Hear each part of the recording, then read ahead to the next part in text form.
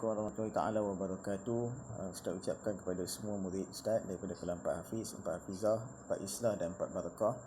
Hari ini kita akan teruskan dengan tajuk yang kedua pada minggu yang kedua, unit 1, janji setia penduduk Yasrib, subjek sirah, muka surat 138 hingga 143, buku teks pendidikan Islam KSSR.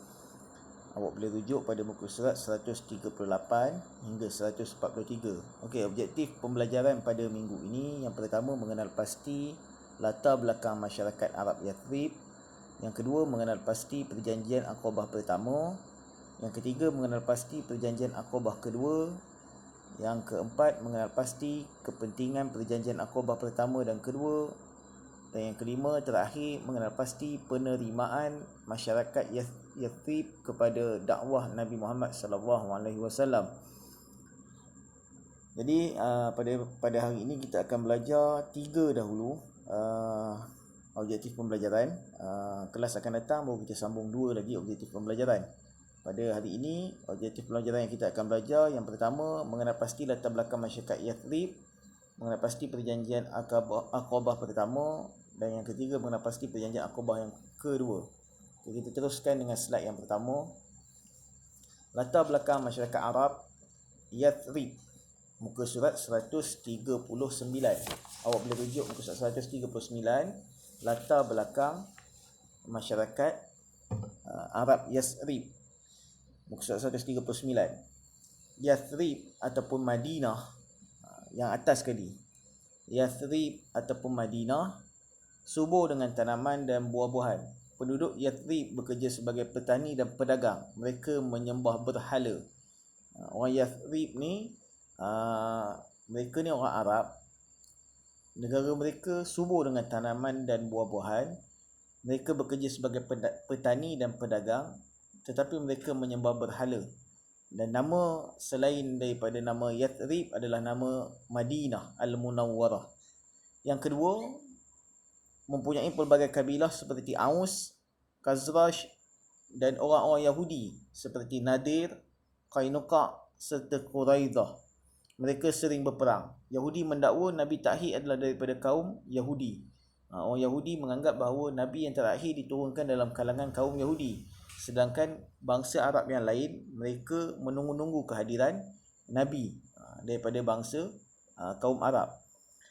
Yang ketiga, pada kurun ke-11 kenabian, 6 orang lelaki Yathrib menunaikan haji dan memeluk Islam. Selepas pulang ke Yathrib, mereka menyebar ke Islam dan berjanji berjumpa dengan Nabi pada musim haji tahun berikutnya.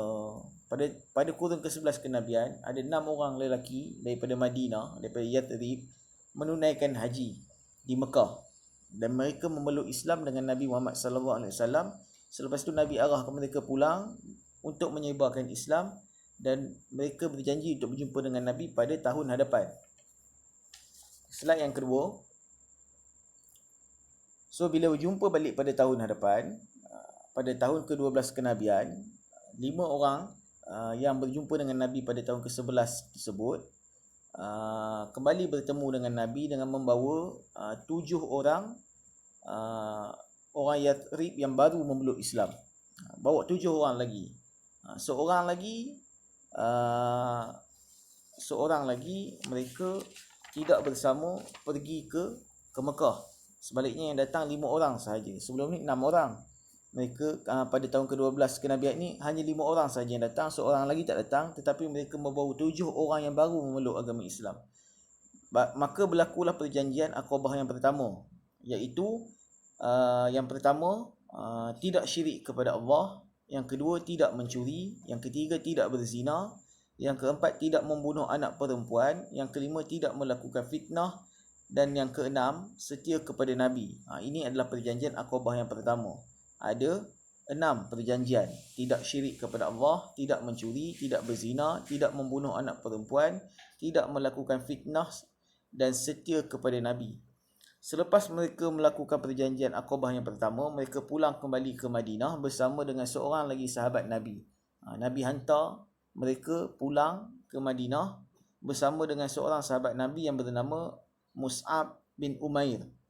Mus'ab bin Umair ni tugas dia adalah mengajar mereka di Yathrib yang memeluk agama Islam mengajar mereka tentang agama Islam. Slide yang seterusnya, pada muka 141, Perjanjian Aqabah yang kedua. Perjanjian Aqabah yang kedua berlaku pada tahun ke-13 kenabian. Tahun lagi satu yang seterusnya, 70 orang Yathrib, termasuk 2 orang wanita Yathrib yang baru memeluk Islam, membuat perjanjian dengan Nabi. Tambah lagi dengan 70 orang orang Yathrib, termasuk 2 orang wanita memeluk Islam, dan berlakulah perjanjian Aqabah yang kedua. Yang pertama, perjanjian Aqabah yang kedua isinya taat kepada Nabi dalam semua keadaan. Yang kedua, membelanjakan harta di jalan Allah semasa senang atau susah. Yang ketiga, menyeru kepada kebaikan dan mencegah kemungkaran. Yang keempat, tabah dengan celaan orang kafir. Dan yang kelima, melindungi Nabi seperti melindungi diri dan keluarga sendiri. Kalau perjanjian Aqabah yang pertama itu melibatkan 5 orang yang terawal memeluk agama Islam bersama dengan 7 orang lagi yang baru memeluk agama Islam.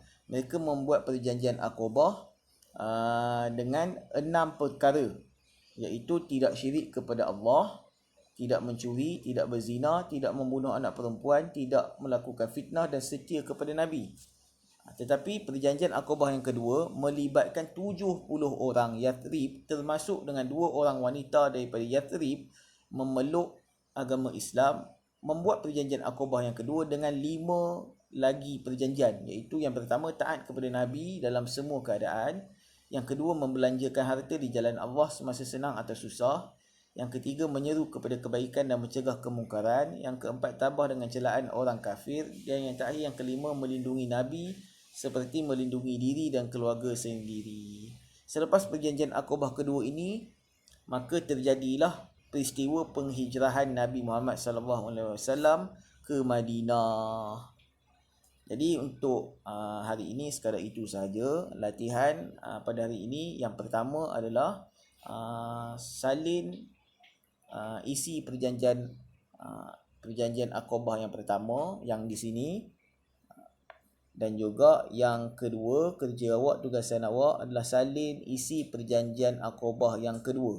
Kalau awak tak berapa nampak sangat dalam slide ni, awak boleh rujuk pada muka surat 140 dan 141. 140 awak salin yang nombor 1 sehingga nombor 6. Awak tulislah tajuk dia perjanjian Aqabah pertama, nombor 1 sehingga 6. Dan muka surat 141 perjanjian Aqabah yang kedua, awak tulis tajuk dia. Kemudian awak tulis isi perjanjian dia nombor 1 sehingga nombor 5. Jadi insya-Allah kita akan berjumpa pada kelas yang seterusnya. Kita tutup kelas kita dengan tasbih kifarah surah Al-Asr. Subhanakallahumma wa bihamdika asyhadu an la ilaha illa anta astaghfiruka wa atubu ilaik. Assalamualaikum warahmatullahi wabarakatuh.